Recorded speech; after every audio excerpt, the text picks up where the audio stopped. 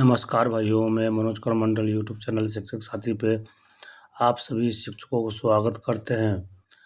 तो इससे पहले मैं वीडियो बनाया था, उसमें जो है बताए थे कि एचआरएमएस पर जो है संपत्ति विवरणी से पहले आप अपने नॉमिनी यानी पत्नी या पति या माता या पिता जो भी हो नॉमिनी में उनका जोड़ना, उसके बाद जो है एडिंग में अपने बच्चों को जोड़ना, माता पिता को जोड़ना, पत्नी को जोड़ना। उसके बाद आप जो है एचआरएमएस पर जो है अपना सारा डिटेल्स लोड कर सकते हैं, जैसे कि संपत्ति विवरणी का जो भी डिटेल्स है वो लोड कर सकते हैं। तो मैं आप लोग के बीच जो है लाया हूँ जो फॉर्मेट हम लोग के पास है पूर्व से। तो लायबिलिटी यही फॉर्म है, declaration of assets and liabilities यही फॉर्म हम लोग को भरना रहता है और इसमें नाम और पिता का नाम भरते हैं। तो इसमें जो है आप देख रहे हैं यहाँ बॉक्स में कि यहाँ जैसे यहाँ इस बॉक्स में यहाँ पे जो नॉमिनी का नाम जुड़ता है, यहाँ पे जो है नॉमिनी का नाम, यहाँ पे स्पाउस में नॉमिनी का नाम, यहाँ पर सेल्फ में आपका नाम दिखता है। मैं इसको मिटा दिया हूँ। इस बार का पीडीएफ है ये, 25-26 का पीडीएफ है ये। तो इसमें जो है आपका नाम है, जैसे यहाँ पे जो है आपका नाम है, यहाँ आपका नाम है, यहाँ पे स्पाउस का नाम है। और इसमें जो है स्पाउस का किन्हीं व्यक्ति का है जिसमें स्पाउस का नाम जुड़ा हुआ था। इसी प्रकार से एक खाना और निकलता जो हमारे परिवार के जो अन्य सदस्य हैं उनका भी लोड हुआ रहता नाम, जो इसमें नहीं है, मात्र 2 ही आदमी को दिख रहा था। आप देख रहे हैं कि 2 ही आदमी का दिख रहा है। तो इसमें जो है सारा डिटेल्स सभी में भरना रहता है। आप फॉर्म में भी आप अपना सेल्फ डिटेल्स भरते हुए आप अपने पत्नी का जो भी डिटेल्स है वो भरते हैं, अपने बाल बच्चों में भरते हैं, जो भी आश्रित है वो सब में भरते हैं, जो कि इसमें ऐड नहीं है। आश्रित का नाम ऐड नहीं है, जो कि होना चाहिए था। आश्रित का कॉलम बना हुआ है हमारे फॉर्मेट में, उसका नाम भी अंकित है, करना पड़ता है फॉर्मेट में। जो हार्ड कॉपी में हम लोग नाम भरते हैं, आश्रित का नाम भरते हैं, और इसमें आपको एचआरएमएस पर लोड नहीं है। इसका मतलब है कि आपका ये अधूरा है, पूर्ण रूप से बना हुआ नहीं है। आपको ऐड करना है, इसमें आप जो है ऐड कर सकते हैं। ऐड करने के लिए आपको एचआरएमएस पोर्टल पर लोड होता है, बहुत सावधानी के साथ लोड करना पड़ता है। उसमें बहुत सारा डॉक्यूमेंट्स, जिसको आश्रित को लोड करते हैं उसका डॉक्यूमेंट्स भी लोड होता है, ताकि आपको स्पष्ट लगे विभाग को कि आपका ही पारिवारिक है। तो उसके डॉक्यूमेंट्स लोड होने के बाद यह इसी प्रकार से खाना, जो एक प्रकार का खाना जो बना है, ये खाना बना है, आपका नाम है इसमें स्पाउस का नाम है। इसी प्रकार से एक खाना बनेगा जिसमें जो है आपका जो है सदस्य का नाम रहेगा। उसमें डिटेल्स में जैसे कि हम लोग डिटेल्स में भरते हैं, यहाँ देखिए डिपॉजिट इन बैंक फाइनेंशियल, तो अपना और अपने परिवार का यानी जो भी डिपॉजिट करते हैं वो संबंधी में भरते हैं। वो सभी आश्रित हो, चाहे नॉमिनी का नाम हो चाहे अपना हो, सब में भरना पड़ता है। या नो करके भरिए या यस करके भरिए, अलग बात है। अदर फाइनेंशियल जो भी है एलआईसी वगैरह, वो अपना में भी और अपने बाल बच्चे या आश्रित जो भी है या नॉमिनी हैं उनमें भी भरते हैं, स्पाउस में भरते। ज्वेलरी आप फॉर्म में भी भरे होइएगा कि अपना में आप अपने में ज्वेलरी नहीं होगा, लेकिन बाल बच्चे या पत्नी में ज्वेलरी होगा, लेकिन ये खाना दिखेगा तब ना। इसीलिए आपको अपने सदस्य का नाम जोड़ना होगा। तब आप जो है ये खाना दिखेगा, उसका नाम दिखेगा इस पर, तब जो है आप उसके कॉलम में आप ऐड कर सकते हैं।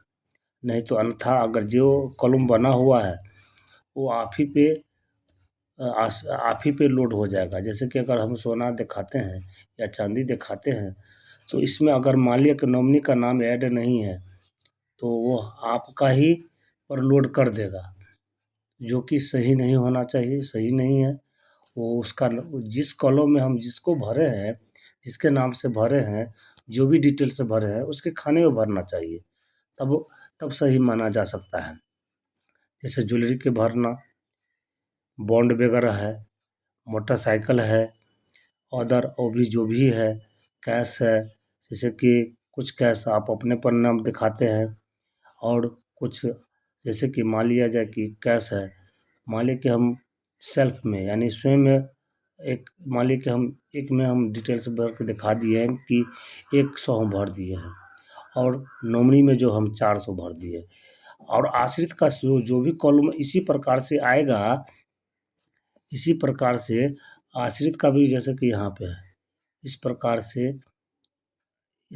से जैसे कि यहाँ पे एक और किसी का नाम आएगा, किसी और का नाम आएगा, किसी और का नाम आएगा, तो उसमें हम इसी प्रकार से राशि भर सकते हैं, या जो भी डिटेल्स है उसमें भर सकते हैं, जो कि इसमें नहीं दिख रहा है, आना चाहिए था। उसी प्रकार से एग्रीकल्चर लैंड के बारे में, नॉन एग्रीकल्चर के बारे में, हाँ, बिल्डिंग, हाउस, अदर्स जो भी है, इसी प्रकार से दिख रहा है कि हम एक में हम तत्काल 120 भर के दिखा दिए हैं। वैसे ही भरे थे, हम चेक किए थे, लेकिन यह सही नहीं है। सही जो आने पर दिखेगा तब। उसके बाद जो है लोन्स बैंक, जैसे लोन्स फॉर बैंक में जो लोन लिए हैं सो है लोन्स फॉर जो फाइनेंशियल से जो लिए हैं, गवर्नमेंट ड्यूज जो भी है, जो भी डिटेल्स इसमें से मांगा गया है, आप वही डिटेल्स आप भरिएगा, तो वही यही चीज़ आपको दिखता भी है, आपके फॉर्मेट पर भी दिखता है। आपको वही फॉर्मेट जैसे कि 9/1/26 का, यानी मैंने कल का प्रिंट किया था, तो कल का बता रहा है, यानी कल तक आपका ड्यूज कितना, माने आप पर कितना लोन बाकी है, वो तक क्लियर होता है। किस बैंक से लिए हैं, बैंक का नाम दिखाना पड़ता है इसमें, बैंक का नाम, इसमें कितना राशि लिए वो दिखाना रहता है। तो आप जिस डेट में प्रिंट निकालेगा उस डेट में ये भरा हुआ रहेगा। उसके बाद जो है जो भी डिटेल्स है भरना रहता है। उसके बाद इसमें जो है ऑलरेडी भरा हुआ रहता है, प्रान नंबर भरा हुआ रहता है, क्योंकि एचआरएम से प्रान नंबर से जुड़ा हुआ रहता है। आपका नाम दिखेगा, यहाँ पे आपको सिग्नेचर करना रहता है, यहाँ पे आपका नाम दिखाई देगा, यहाँ पे आपका जो है डिपार्टमेंट वगैरह जो भी है, डिजिग्नेशन है जो भी है, आपको यहाँ पे लिखा हुआ रहेगा।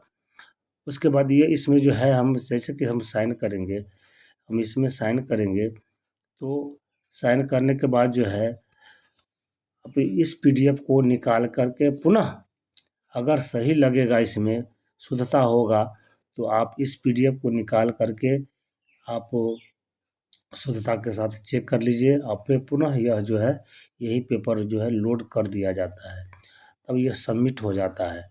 जो कि इसमें कुछ जो भी पुराने टीचर हो चाहे न्यू टीचर क्यों न हो, जैसे बीपीएससी पूर्व के भी टीचर नियमित हैं, और अभी के भी जो भी हैं, जो विशिष्ट शिक्षक, हेड टीचर, प्रधानाध्यापक, और क्या कहते हैं पूर्व के नियमित शिक्षक, बीपीएससी 1 2 3, टीआरई 1 2 3 जो भी हैं, वो उनमें ये डेटा और आना चाहिए, खुलना चाहिए।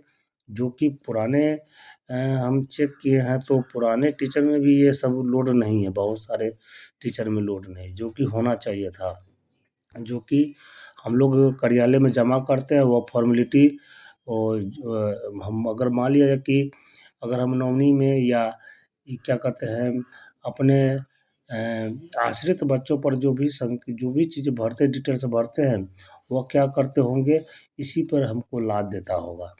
वह उसको ऑप्शन में जोड़ना चाहिए, जबकि जोड़े नहीं हैं, वह जोड़ के वह हम पे दिखेगा, तब उस बच्चे पर ऐड करना चाहिए, जो कि नहीं है। मान लिया जाए कि हम किसी बच्चे पर हम LIC लिए हुए हैं या गाड़ी लिए हुए हैं, वह गाड़ी नंबर उस बच्चा का नाम यहाँ दिखेगा तब ना हम उस पर गाड़ी नंबर या गाड़ी का जो है रेट दिखाएंगे या LIC दिखाएंगे या ज्वेलरी दिखाएंगे। वो उस पे हम कहाँ दिखा रहे हैं, जो कि दिखना चाहिए। तो हम बहुत सारे क्या करते हैं, इस सब के बारे में पूर्व में बहुत सारे कोई जानकारी नहीं था, तो वो अनभिज्ञ था। लेकिन अब जो है डिजिटलाइज सिस्टम आ गया है और नए सिस्टम में हम लोग आ गए हैं, तो आप लोग सेम इसको क्या करें, इसमें जुड़वाने के बाद जो है सही डाटा जाएगा। नहीं तो क्या करेगा कि बेटा के नाम से गाड़ी है, आश्रित है, और वह आप पर ही गाड़ी लाद देगा।